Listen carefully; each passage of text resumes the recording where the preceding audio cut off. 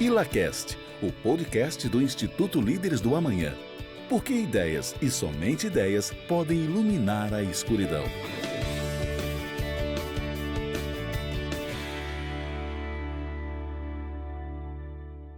Sejam todos bem-vindos ao ILACast, podcast do Líderes do Amanhã.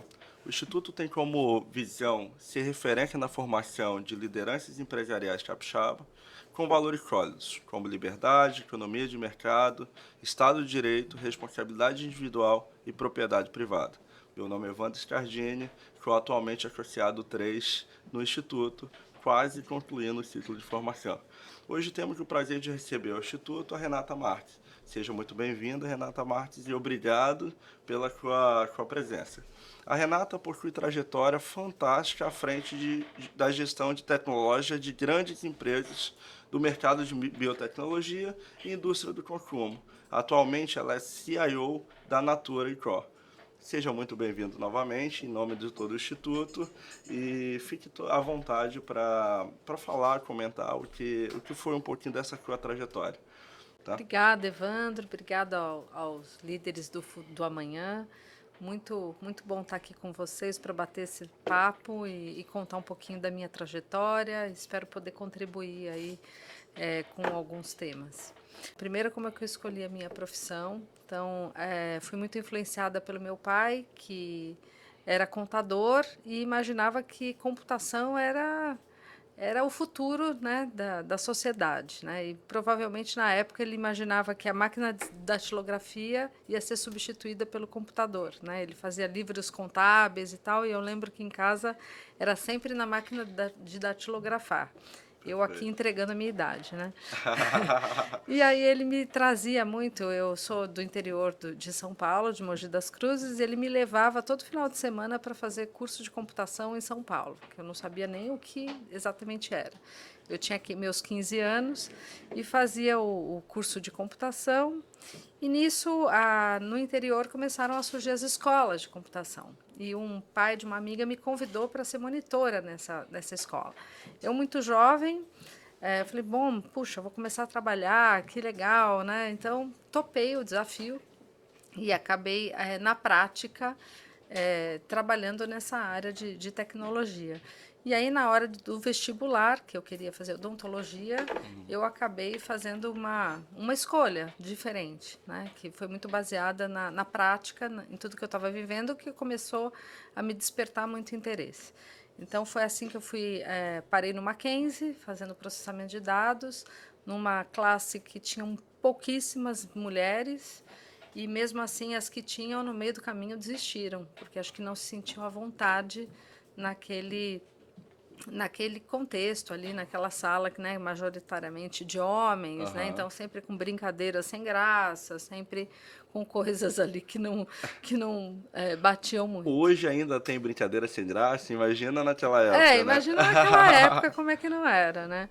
E eu, assim, muito determinada, falava, não, o que eu comecei eu vou terminar, agora estou aqui, eu vou terminar e tal. E naquela época também eu achava que o mundo acadêmico não acompanhava muito o corporativo, porque durante a minha graduação eu comecei a fazer um estágio, né, na Monsanto, uma empresa multinacional e americana, e aí eu vi o quanto eu aprendia muito na empresa, né, e eu vi o quanto que também a parte acadêmica naquela época era meio desatualizada em relação ao mercado, né. Então, eu terminei o curso e aí comecei. E a Monsanto muito desde cedo, né, então, estagiando, por lá fiquei 23 anos, né, na Monsanto. E durante esses 23 anos, experiências diversas, né? Então, começando, criando a área de microinformática, porque na época era tudo mainframe. Então, eu fui pioneira também em criar a área de microinformática e trabalhando muito com a parte de gestão de mudanças, né? Então, você imagina, né, as secretárias começaram a usar o seu PC, né? Então, ao invés de datilografar, era o computador conectado na máquina de escrever eletrônica. Então, assim, muita mudança que acontecia naquela época já. Né? Hoje, acho que está mais acelerado ainda, né, com o advento depois da internet. Né? Foi uma outra revolução. mas na época foi bem impactante. E a Monsanto também teve acho que uma fase bem importante, que foi a minha expatriação. Fui morar nos Estados Unidos por 3 anos Legal. com a minha família, e isso trouxe também uma experiência incrível e multicultural. Eu tinha times espalhados em 19 países, então aprendi muito ali também a lidar com as diferenças, né, de Aham. cada cultura, e também extrair o melhor de cada um. E isso é um negócio que dá uma evolução muito rápida, né? Porque você chega, tem que se adaptar muito rapidamente a um novo contexto, um novo local, novas pessoas, novas amizades, novas formas de se relacionar depois do trabalho, enfim. Muito, muito. Eu acho que essa expatriação foi uma imersão, assim, uma aceleração de desenvolvimento como líder, como indivíduo, como mãe, né? Porque você chega num país completamente diferente. Eu brinco que era um triângulo, eu cheguei, encontrei um monte de quadrado e voltei um losango, né? Porque na volta também é difícil de você se adaptar com a volta, né? De quando você mora num país com uma cultura diferente, né? Mas foi, acho que uma, uma, uma grande diferença foi contar com rede de apoio, né? Então Aham. sempre, né? Meu marido me ajudou muito, porque eu tinha projetos globais, trabalhava demais. As minhas filhas eram crianças, tinham 8 e 11 anos, mas sempre ajudando nas tarefas de casa, né? Aham. E super independentes também se desenvolveram muito. Amigos, né? Então essa coisa de você estar morando fora, mas perguntar, puxa, minha filha chegou chorando na primeira semana de aula de que ela não sabe falar inglês, né? Que sempre Aham. fez curso de inglês, mas chega lá e fala, putz, mãe, eu Trava, não né? sei falar inglês, porque todo mundo dá risada do jeito que eu falo e tal. E aí, amigos que também te acalmam e falam assim, não, espera, a criança é uma esponja, em 1 mês ela vai estar falando fluentemente, Perfeito. né, e tal. Então, eu acho que essa rede também de apoio, de você compartilhar suas dificuldades, e aprender com o outro, faz muita diferença. Você falou dessa questão desse primeiro contato, né, assim, cultural, enfim, tem algumas mudanças. Você é especialista em gestão da mudança, tem que passar por uma grande mudança para ir de fato, e talvez isso tenha ajudado muito na sua carreira depois, né? Porque veja, Sim. o contexto da mudança impacta muito, né, de como você pensa aquilo, né, como você está disposto a entender e, enfim, e É. seguir. Me lembrou aqui um contexto que você comentou numa outra entrevista, que é a respeito quando você teve a primeira filha, se eu não me engano, né, como comunicar ao gestor que estava grávida. E aí tem um caso muito curioso, eu achei isso muito legal, eu queria que você compartilhasse um pouquinho. Não, até hoje, né? Eu lembro do meu gestor, o Walter Berger. Eu sempre falo o nome dele, porque às vezes eu encontro e falo, Walter, você tirou meu bias, né? Tirou meu viés inconsciente, né? Aham. Porque como mulher a gente também tem vários vieses inconscientes. Naquela época foi em 94, minha filha nasceu em 95, e eu tinha acabado de ser promovida e tinha que contar para o meu chefe que eu estava grávida. E aí fiquei, né, super constrangida. Meu Deus, como é que eu vou O que eu contar? faço O que que eu agora? faço? Ai, aí fui conversar com ele. Olha, então, sabe, não era planejado. Eu preciso te contar um negócio. Que foi, Renata? Fala logo, tal. E aí quando eu falei, né, ó, eu tô grávida. Ele falou assim: "Nossa, mas por que você tá se rodeando tanto, né, com tantos rodeios para me contar isso? Por um acaso o filho é meu?" E fez uma piada, e aí acabou que eu falei assim, não, eu tô preocupada, porque acabei de ser promovida, tal. Ele falou, mas Renata, o que que é essa promoção?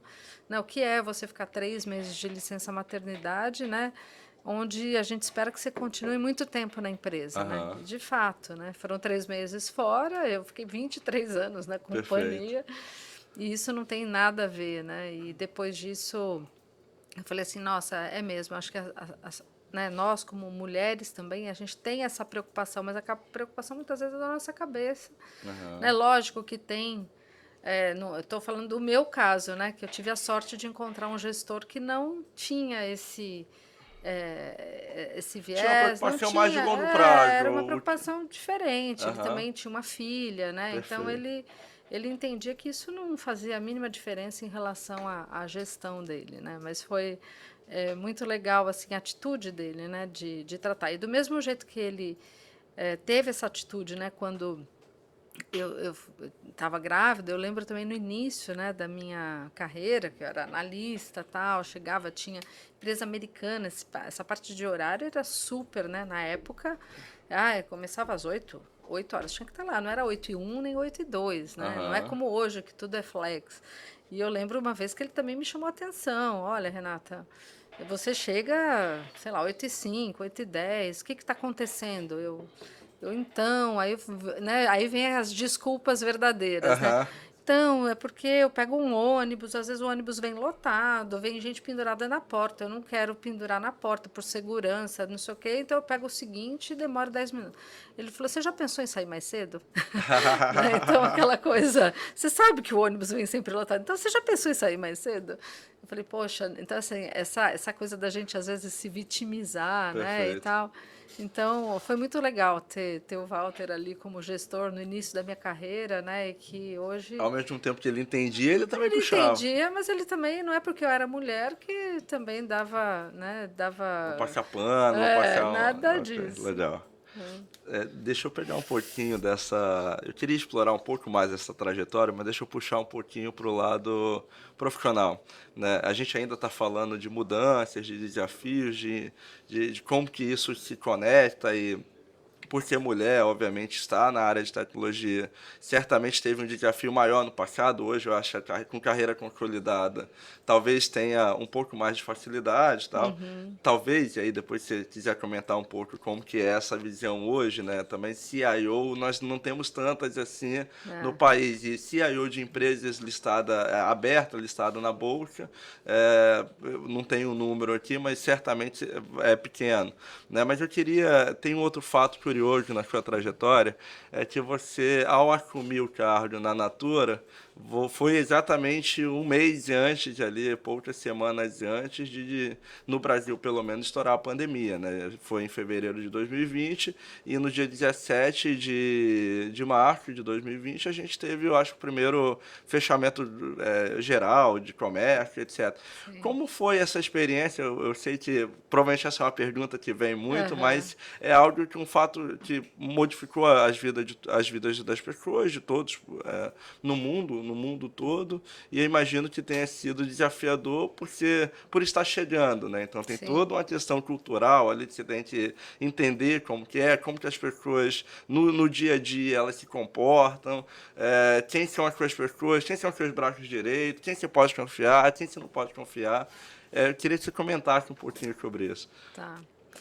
Olha, não, eu acho que agora, né, que a gente está voltando, que está vendo esse reconhecimento do quanto não foi fácil passar por esses 2 anos de forma remota, né? Então, como você lembrou aí, um mês antes da pandemia, sendo que uma semana eu fiquei fazendo integração, a outra semana eu fui para um encontro de líderes da Natura, que essa foi uma imersão muito importante, porque eu vi ali a alma da Natura, né, em relação ao propósito que tem, ao impacto que gera, né? Então ali eu já senti um pouco daquela energia que a empresa tem como, né, e com o impacto positivo que ela gera. Mas foi ali Aham, uma semana.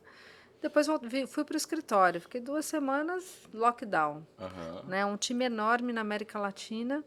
E aí a gente teve que achar os canais digitais ali para poder acelerar as comunicações.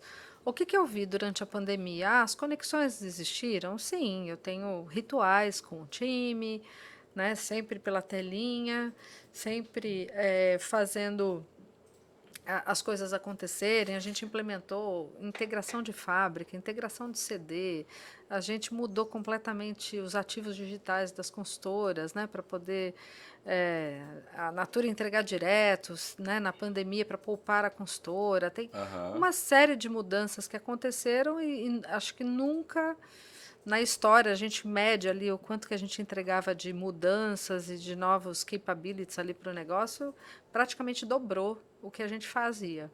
Mas eu acho que essa questão da gestão e da conexão com as pessoas, da energia que um troca com o outro, dessa questão do círculo de confiança, que faz também muita coisa acontecer, né, Aham. que a gente não vê, Aham. Mas que está ali, né? que está Existe. ali, isso daí, nossa, eu senti muita falta, né, desse ponto. E agora que a gente está voltando, que a gente percebe o quanto que isso Foi é excepcional. valioso, né? O quanto é valioso e o quanto, porque assim, as pessoas trabalhavam muito, né, durante a pandemia, e todo mundo reclamando, nossa, a gente está trabalhando muito mais e tal. E sim, eu acho que o esforço cognitivo é muito maior para você poder fazer tudo remotamente do que se você está junto, né? Aham. Então, a gente está voltando agora pro escritório e a gente está percebendo isso na prática, né? O quanto você resolve uma série de temas com outras conexões, Aham. conectando pessoas, né? Trocando essa energia boa, né? E é muito diferente. Eu costumo Então, falar que estar perto ali, por si só, resolve muitos problemas, porque às vezes você vai tomar um café, aí você é, encontra a pessoa que você precisava falar, e sim, aí, quando você está remoto, você tem que, todo um contexto de ter que pegar, por exemplo, o telefone, ou marcar uma reunião, enfim. E às vezes o bate-papo do corredor é.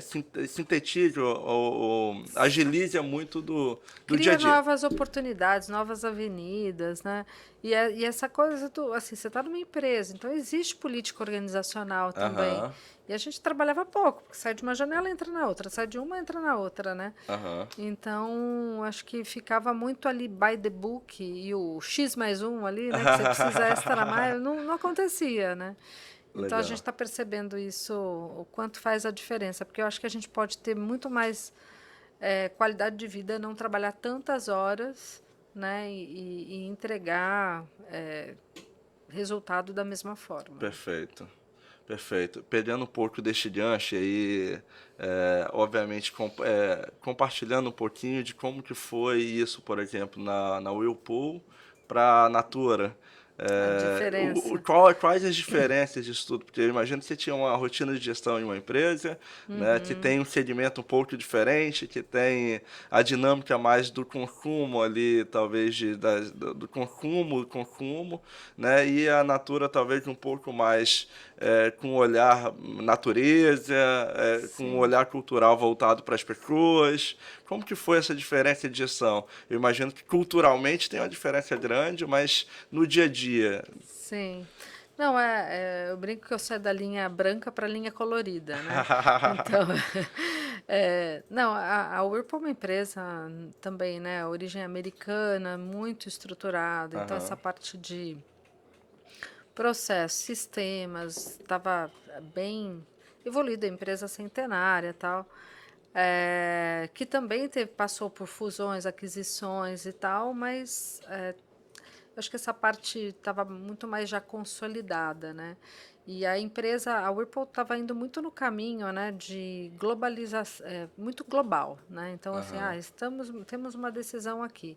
Como é que a gente usa isso globalmente? Mas essa dimensão global já tinha sido construída, né? Então, o meu papel ali de gestão na região, né, que cuidava da América Latina, era muito mais fazer com que o global levasse o DNA do regional. Então, assim, como é que eu influenciava o global aham. para entender as diferenças regionais, entender o que a gente fazia na região e também influenciar, levando coisas regionais que a gente fazia de melhor para o global, né? Perfeito. Globalizar o que eu fazia de regional, né? Então, na Whirlpool, a gente, muita coisa de e-commerce, venda direto ao consumidor e tal, que aqui era muito mais avançado. Aham, Montei summit aqui, trouxe gente do mundo inteiro para poder aprender com a gente de como que a gente fazia. legal. Então, existia muito essa gestão é, bem global, sabe, da companhia. Então, eu tinha ali uma responsabilidade local, mas sempre pensando como grupo, né? Aham, Na Natura e outra, eu acho que a Whirlpool era uma empresa muito, no passado, muito product centric, né? Então, é uma empresa de engenharia, né? De máquina de lavar, de geladeira, né? Então, assim, muito voltado para a qualidade dos produtos, lógico, pensando no consumidor, mas o centro era a qualidade, era o produto, era uma empresa de manufatura Ela, inclusive, pura. tem a Brastemp, a Consul, Brastemp, Consul, KitchenAid, né? Então, Aham.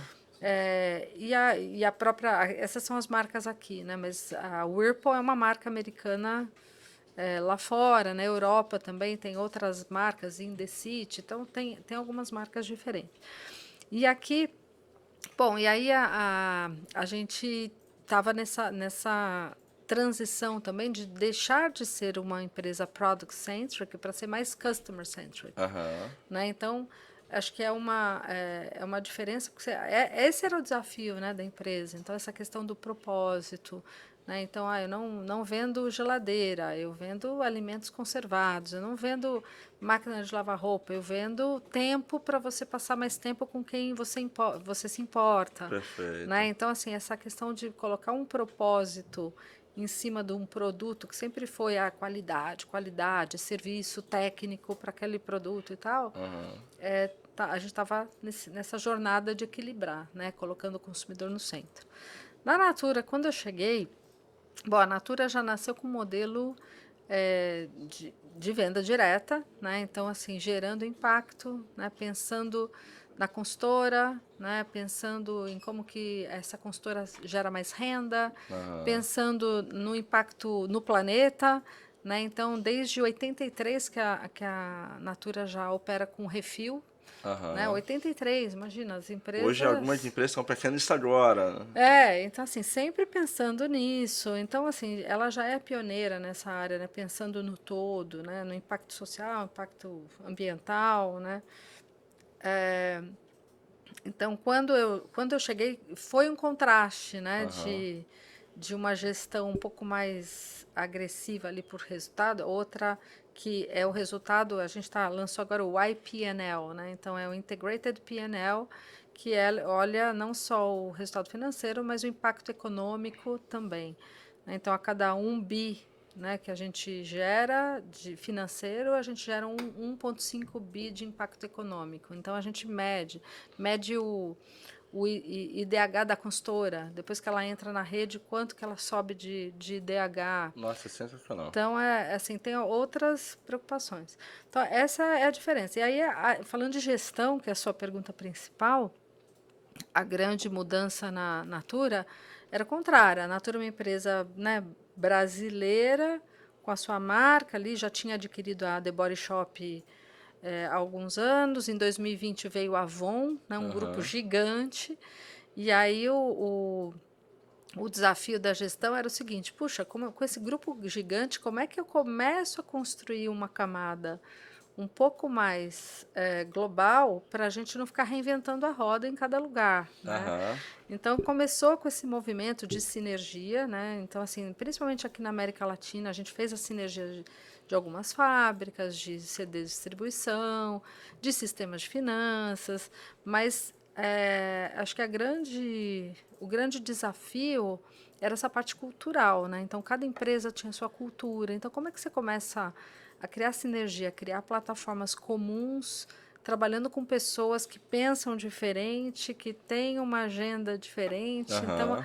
mais uma vez, né, aquilo que a gente não vê, que dá mais trabalho para Perfeito. poder fazer essa construção, né? Então, é essa agenda que a gente está hoje e uma agenda também olhando também para momentos de cada marca, de cada negócio.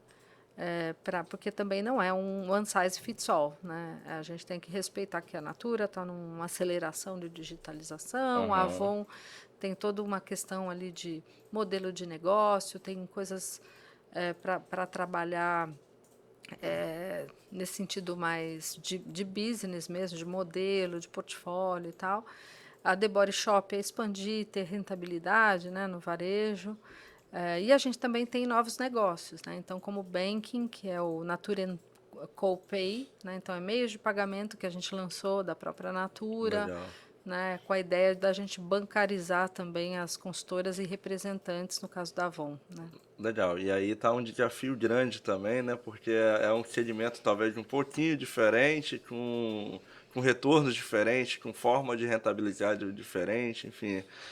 Pegando um pouco nessa linha, mas trazendo do ponto de vista de hábitos, você está com a carreira consolidada, uma C-level de renome no país. Quais hábitos você considera essenciais para quem efetivamente quer chegar numa posição de gestão de C-level mesmo? O que você considera fundamental? Falar, olha, para mim funcionou mais ou menos neste contexto.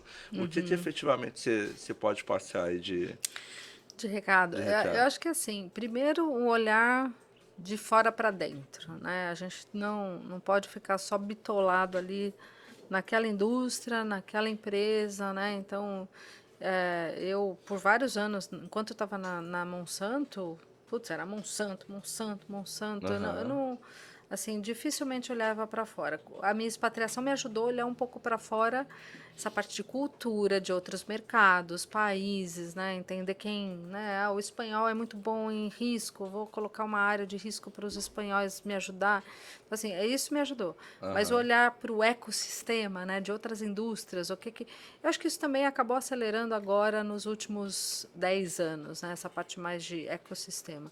Então, mas esse olhar de fora para dentro é super importante, né, porque você cria outras oportunidades, né, de negócio, e você Aham. cria também muito networking. Acho que networking é outra coisa importante, porque você aprende com outras pessoas, não só dentro da empresa, mas fora da empresa também.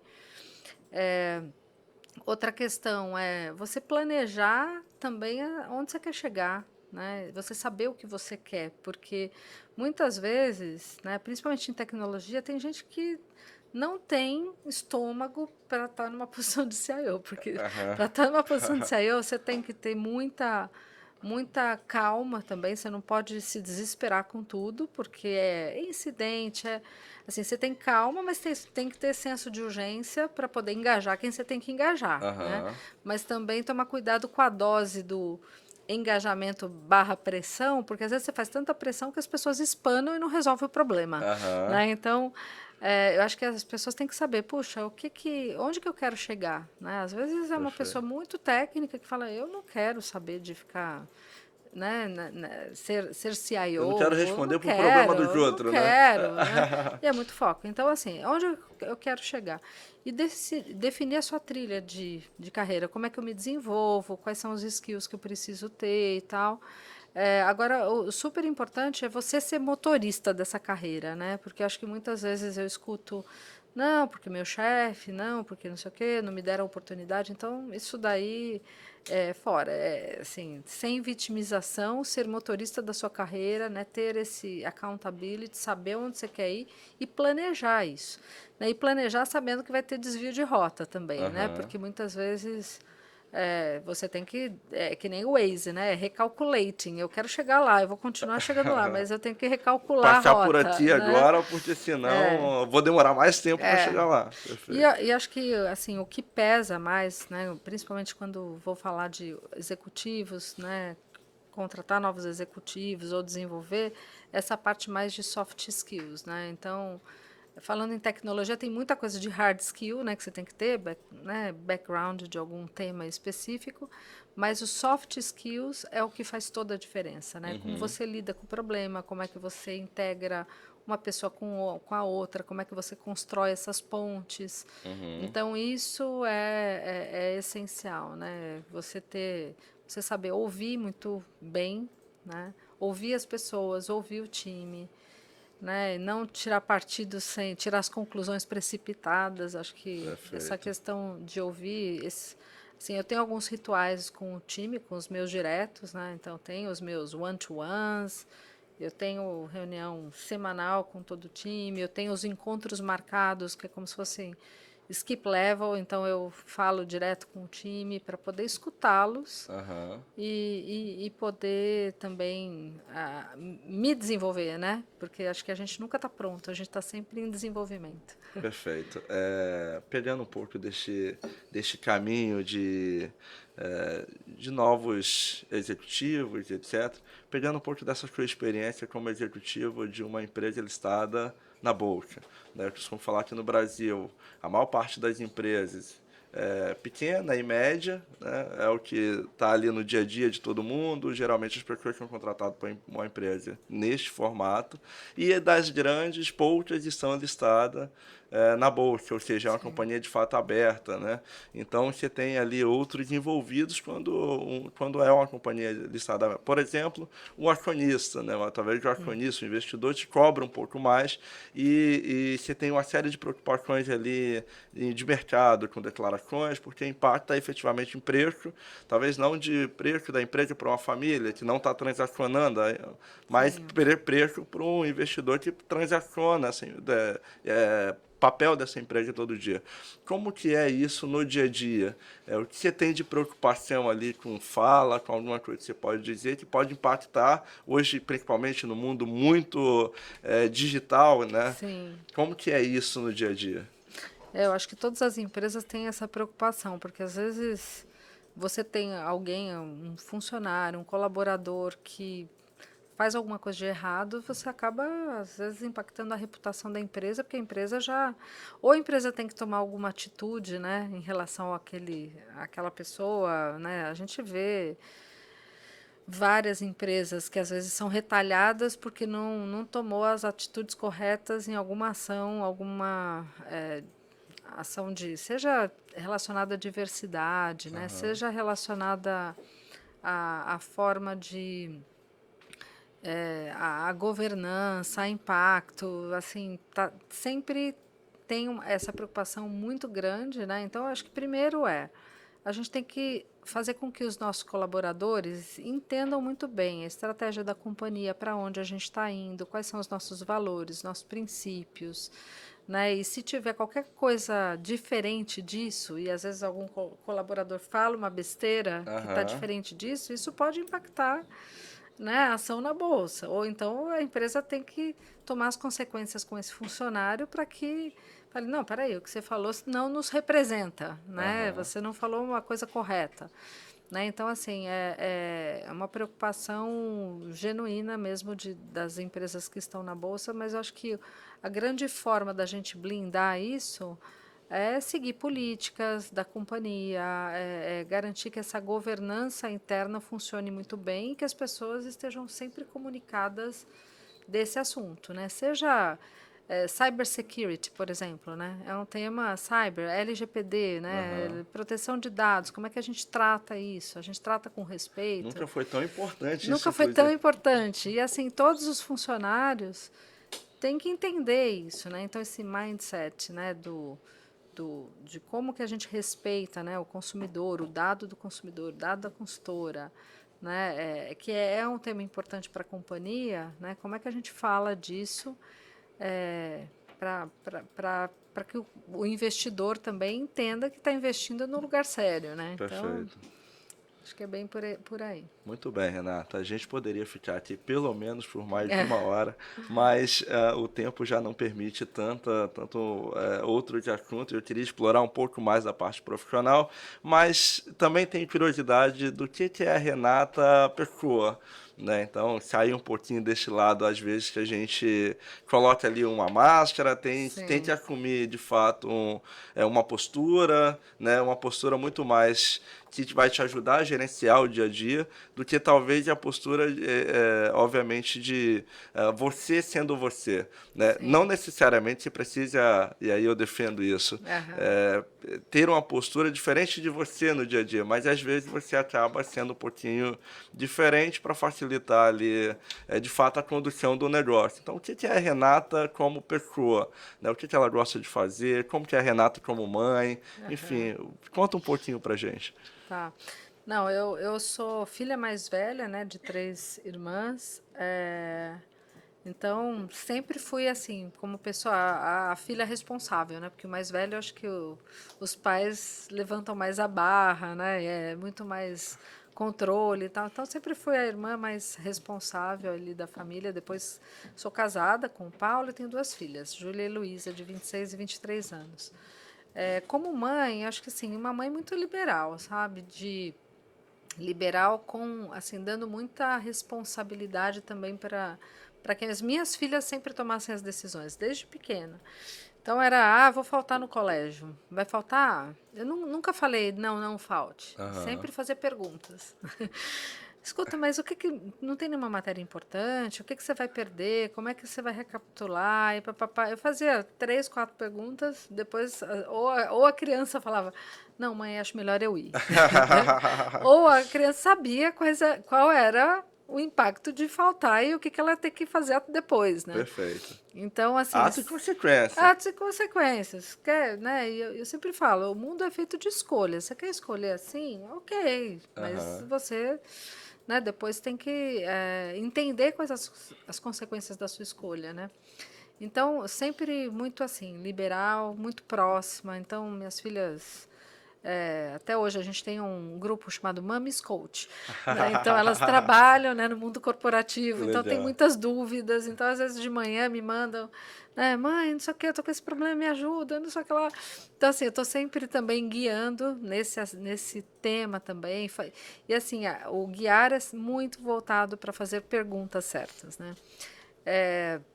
Adoro viajar em família, adoro fotografia, né? Acho que adoro a natureza, né? Então acho que a natureza é muito perfeita, então adoro fotografar a natureza. Um mês e pouco atrás fui para a Amazônia visitar as comunidades que fazem matéria-prima para a Natura. Legal. Nossa, então assim, fiz cada foto super bacana. Uma viagem um pouco fora da rota convencional, né? Super. Que era uma das viagens de integração. Quando você entra na Natura, me falaram, não, Renato, você vai conhecer a comunidade. Fiquei 2 anos e meio no sem conhecer a comunidade. E aí, voltando até, né? Porque daí você vai para a comunidade, você fala, meu Deus, olha a essência que eu estou perdendo. Essa história do presencial. Perfeito. Que eu falei, gente, depois de 2 anos e meio na empresa, que eu estou vendo um pouco mais dessa essência que eu não consegui ver antes. Né? Então, assim, final de semana minha casa está sempre cheia, é ponto de encontro, isso desde que eu era adolescente. Né? Então, assim, sempre amigos, e a gente está sempre muito festeiro, então adora reunir, adora bater papo, adora os amigos. Então, meu marido cozinha muito bem, então ele adora cozinhar também. E é isso. Acho que como mãe mais liberal, muito amiga, muito próxima das minhas filhas, me orgulho muito ali da trajetória delas também. Acho que de alguma forma podendo, né? Eu falo isso para muitas mulheres também, né? Podendo trabalhar, tem mulher que às vezes engravida vem me perguntar, Renata, como é que você conseguiu conciliar e tal, né? Eu falo, olha, não, porque eu estou pensando em deixar o trabalho. Não deixe o trabalho, porque hoje minhas filhas falam, mãe, você é minha referência, né? Minha inspiração para tudo que a gente faz, né? Então, talvez eu tenha passado menos tempo com elas, mas o tempo que eu passei, acho que com mais qualidade, né? Então, é um pouco disso. Porque mãe e culpa já é pleonasmo, né? Então eu falo, não, passa desse capítulo, porque mãe e culpa, mãe já nasce com culpa. Boa. Então, assim, vira essa página. Legal. Renata, primeiro, a gente poderia, de fato, continuar, e aí tem assuntos mais diversos, porque a história é fantástica. E aí queria fechar, primeiro agradecendo, de fato, você ter se prontificado, disponibilizado tempo, que a gente sabe que é tão escasso hoje, para participar um pouquinho com a gente, para contar um pouquinho mais das suas visões, do que de fato você pensa. Tá? Agradeço muito a sua participação em nome de todo o Instituto, tá? E que você continue voando, brilhando, tanto no modo profissional quanto pessoal. Tá? Muito obrigado. Obrigada, Evandro. Obrigada, pessoal. ILACast, o podcast do Instituto Líderes do Amanhã. Porque ideias e somente ideias podem iluminar a escuridão.